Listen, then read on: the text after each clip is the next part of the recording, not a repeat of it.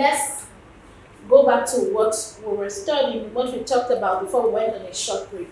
I introduced the military rule in Nigeria to you. I explained about the first and the second coup, who led the coups and all that.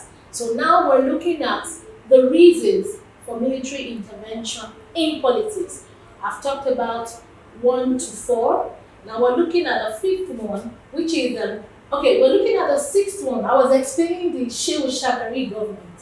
I said the Shehu Shagari administration was cut short because of a coup.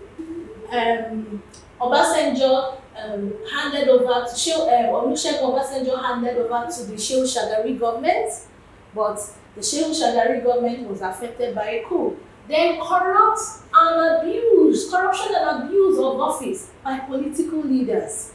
We saw this in the First and the Second Republics. This happened in the First and the Second Republics. So that is why we have seen the military intervening in politics. And most of the state creation, in fact, all the states after independence was created by the military. The first 12 states was created by the military. The second group of states, the 19th state, was created by the military. Down to the 36 states we have now in Nigeria was created by the military. General Sani Abacha created the last 6 states.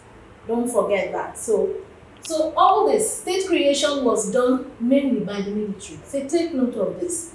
All right, let's look at the next thing. Okay. Now we're done with our topic. We'll be looking at questions. Questions that always reoccur in JAMB, in UTME. Questions you see oftentimes in JAMB. Those questions you see, we'll be tackling them. I'll be giving you the answers and I'll be explaining. There will be explanations here. I'll also explain. So I have about 30 of them. So let's look at the first one. Let's look at the first question. In a democracy, sovereign authority is exercised by the people. Now, when you see a topic like this, once you go to the concept, this is where concept comes in. You go to the definition. What is democracy? Let's look at the Abraham Lincoln definition of democracy. Government by the people, for the people. Remember the definition.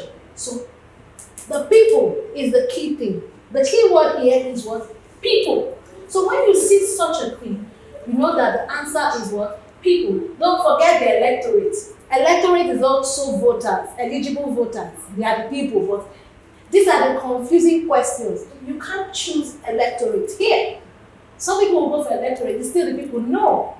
The definition of the term democracy. Let's look at our explanation. It says, democracy is centered on the people. Democracy allows the people to choose or reject their leaders. It is regarded as the best form of government that can be adopted in any country. Most countries in the world are tilting towards democracy. Most countries in the world are tilting towards democracy.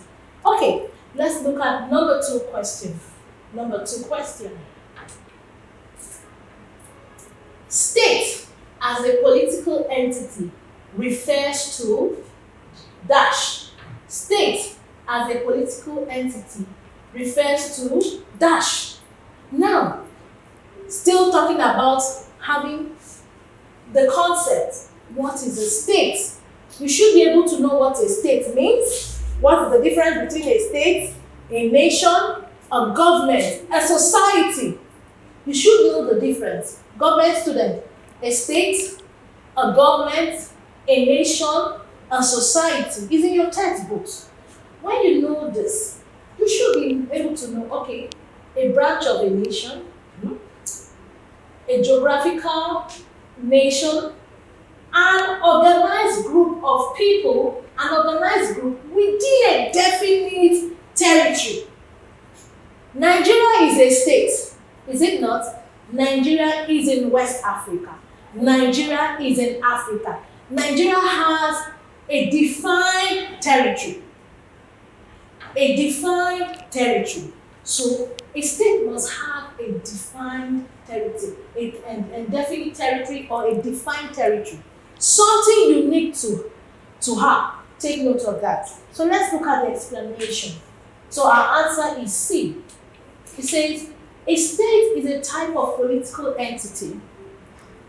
A state is defined as a politically organized group body of people occupying a definite geographical entity or territory with an organized government. There must be an organized government in a state. So let's look at the word. You have political entity, organized government, geographical territory. Take note of this.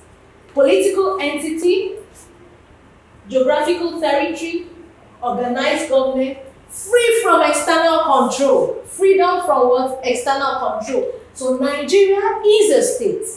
Now when we talk about a state in government students, you know, we have the normal states and we have the we are talking about the international state. State as a nation, as a country. So take note of this. State as a country. So free from external control. Because Nigeria is an organized state, it has a defined territory or a definite territory. Other countries cannot just barge into our country. No.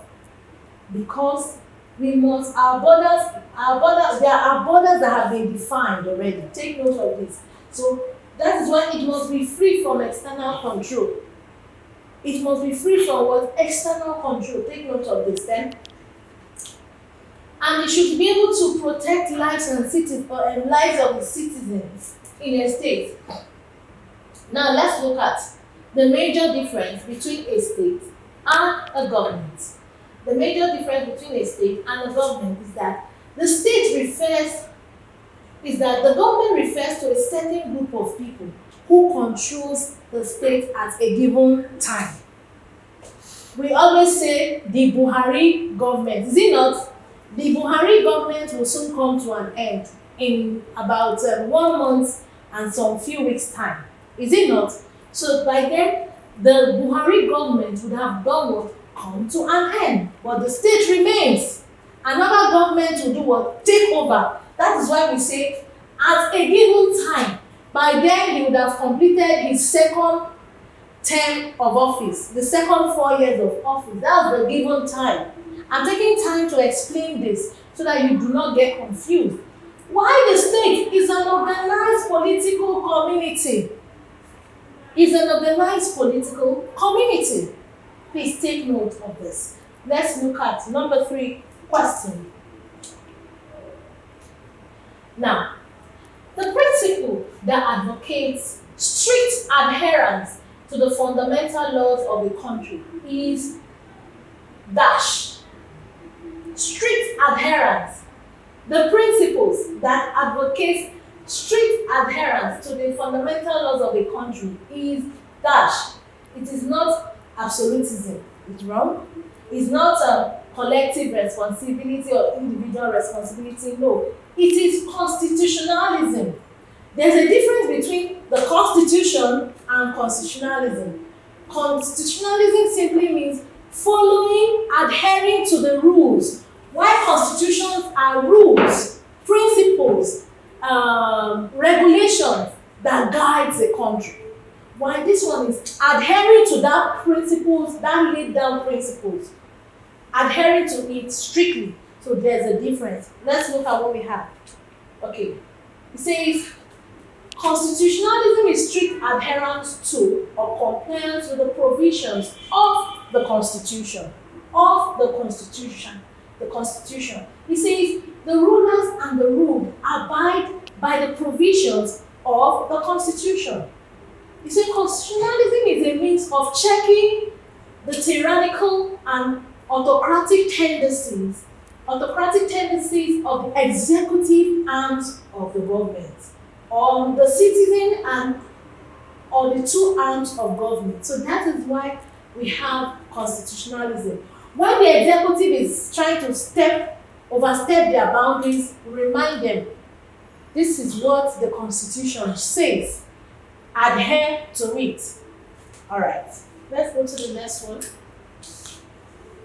The tenure of the UN, of the United Nations Security Council, is dash. 1 month. 1 month. You know there are several organs of the UN. I hope you know that. We have the General Assembly, you know that. So this is one of the organs of the UN, the UN Security Council. So 1 month. You may be surprised, why is it 1 month? Now, let's go. The tenure of the President of the UN Security Council is 1 month. The Security Council has 15 members, 5 permanent members and 10 non-permanent members. Let's go back to the United Nations. Remember the big five? Remember the big five. Can you remember the big five? The United Nations, United Kingdom, France, China, Russia. These are the 5 permanent members of the UN. So, these are the 5 permanent members of the UN. Then we have 10 non-permanent members of the UN. 10 non-permanent members of the UN. So this is rotated. It says the membership was enlarged from 11 to 15 in 1965. Out of the 15 members, 5 namely, which we've talked about, they have the veto powers. These big fives have the what? Veto powers. The non-10 permanent members of the UN Security Council do not have veto powers. Do not have veto powers. So I want you to go and study more on this. Study more on this. In the United States, what do they call by-elections? In the United States, what do they call by-elections? You know the meaning of by-elections in Nigeria. By-elections are what? What are by-elections? You know? Okay. When we talk about by-elections, most times in Nigeria, we're looking at local government elections and all that. But here, that is not what it means. So the answer is recall. The answer is recall. Now let's look at the explanation. It says, by-elections also spelled BYE elections. This is a special election in the United States that is used in filling up public offices that were vacant during the general election. This question came out. I said I should bring it up. Take note of this. Okay. Counter trade in Nigeria was introduced by